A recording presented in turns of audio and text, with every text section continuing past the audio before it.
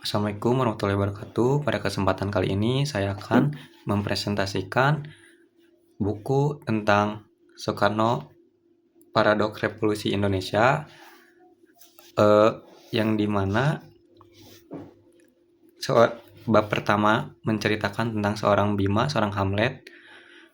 Bagian ini menggambarkan Soekarno sebagai tokoh yang memiliki kepribadian penuh pertentangan. Ia digambarkan seperti Bima, sosok yang kuat, berani, dan penuh keyakinan. Tetapi sekaligus seperti Hamlet, tokoh yang memiliki sisi ragu dan penuh pergulatan batin. Sejak muda, Soekarno telah tertarik pada berbagai pemikiran politik seperti Islam, sosialisme, marxisme, dan nasionalisme. Soekarno kemudian lebih memilih jalan nasionalisme sebagai dasar perjuangannya. Kemampuannya berpidato membuatnya mampu menggerakkan massa dan menyatukan berbagai kelompok yang berbeda. Ia memiliki keyakinan bahwa bangsa Indonesia harus bersatu untuk mencapai kemerdekaan. Namun, buku ini tidak hanya menampilkan keberhasilan Soekarno. Ia juga membahas sisi kontroversialnya, termasuk sikapnya yang pragmatis pada masa pendudukan Jepang dan keterlibatannya dalam mobilisasi Romusa. Setelah menjadi pemimpin, Soekarno juga semakin berusaha dan mengambil langkah politik yang menyebabkan kebebasan pers dan kritik semakin terbatas. Lalu di bab kedua, jejak langkah putra Sang Pajar. Bagian ini menceritakan perjalanan Soekarno sejak masa muda hingga menjadi pemimpin bangsa. Julukan Putra Sang Pajar berkaitan dengan kisah bahwa ibunya pernah meramalkan Soekarno akan menjadi seorang pemimpin besar. Perjalanan politiknya tidak berjalan mulus. Ia mengalami penangkapan, pengasingan, dan tekanan dari pemerintah kolonial Belanda. Meskipun demikian, pengalaman tersebut justru semakin membentuk dirinya sebagai tokoh pergerakan nasional. Soekarno menggunakan tulisan dan pidato sebagai alat perjuangan. Ia berusaha membangun kesadaran bahwa rakyat Indonesia memiliki identitas sebagai satu bangsa dan berhak menentukan masa depannya sendiri. Lalu, di bab ketiga, garis darah 3 generasi. Nah, bagian ini membahas latar belakang keluarga Soekarno dan bagaimana lingkungan keluarganya ikut membentuk. Kepribadian Soekarno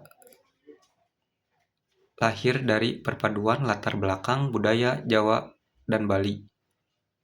Pengalaman hidup sejak kecil membuat Soekarno tumbuh sebagai pribadi yang dekat dengan berbagai kebudayaan Indonesia.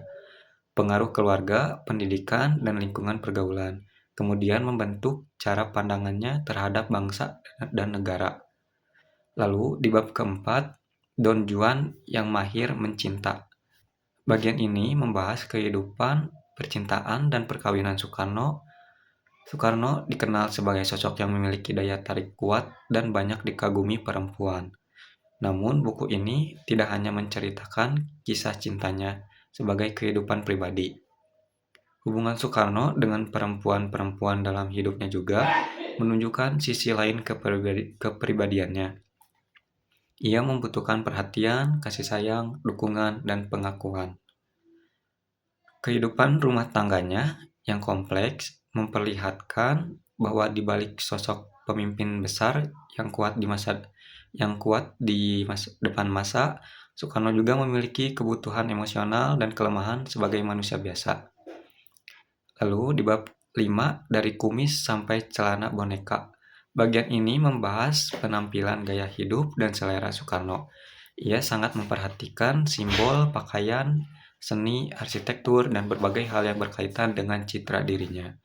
Soekarno memahami bahwa seorang pemimpin tidak hanya bekerja melalui kebijakan, tetapi melalui simbol dan penampilan. Karena itu, ia sering menggunakan seni dan budaya untuk membangun citra Indonesia sebagai bangsa yang besar dan memiliki identitas. Lalu, di bab 6, dia yang lahir dalam kegelapan. Bagian ini menggambarkan masa-masa sulit yang dialami Soekarno dan bangsa Indonesia.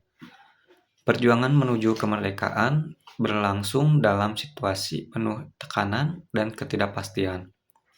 Soekarno harus menghadapi berbagai perubahan politik, mulai dari kolonialisme Belanda hingga pendudukan Jepang. Ia dituntut untuk mengambil keputusan yang tidak selalu mudah. Ada keputusan yang dianggap sebagai strategi untuk mencapai kemerdekaan, tetapi ada pula yang kemudian menjadi sumber kritik terhadap dirinya. Di bab ketujuh, luka batin gadis pendiam.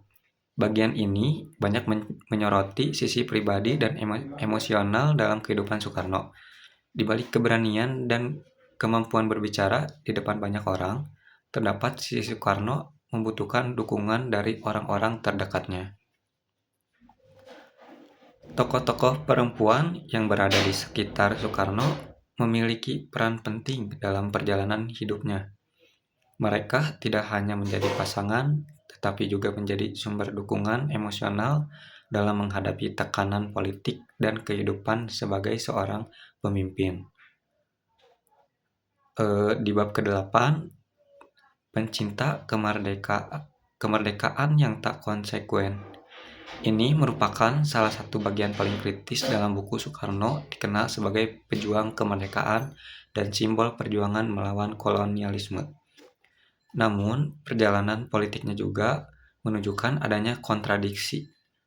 Salah satu persoalan yang dibahas adalah hubungan Soekarno dengan pemerintahan Jepang. Di satu sisi, Jepang merupakan kekuatan pendudukan yang menguasai Indonesia. Di sisi lain, Soekarno memanfaatkan ruang yang tersedia untuk membangun kesadaran nasional dan mempersiapkan kemerdekaan. Namun, kerjasama tersebut memiliki konsekuensi, terutama terkait mobilisasi Romusa. Karena itu, buku ini mengajak pembaca melihat Soekarno secara lebih kritis, bukan hanya sebagai pahlawan, tetapi sebagai manusia dan pemimpin yang pernah mengambil keputusan kontroversial. Di bab 9, dari Sarinah hingga Mangil, bagian terakhir membahas beberapa orang yang memiliki hubungan penting dengan kehidupan Soekarno. Sarinah, misalnya, merupakan sosok yang memberikan pengaruh emosional dan pemikiran kepada Soekarno sejak masa kecil. Sementara itu, tokoh-tokoh lain yang berada di sekitar Soekarno menunjukkan bahwa perjalanan seorang pemimpin tidak pernah dilakukan sendirian. Ada orang-orang yang memberikan dukungan, menjaga keamanan, membantu pekerjaan, dan menjadi bagian dari perjalanan politiknya. Cukup sekian dari saya. Mohon maaf bila ada kata yang tidak salah. Terima kasih.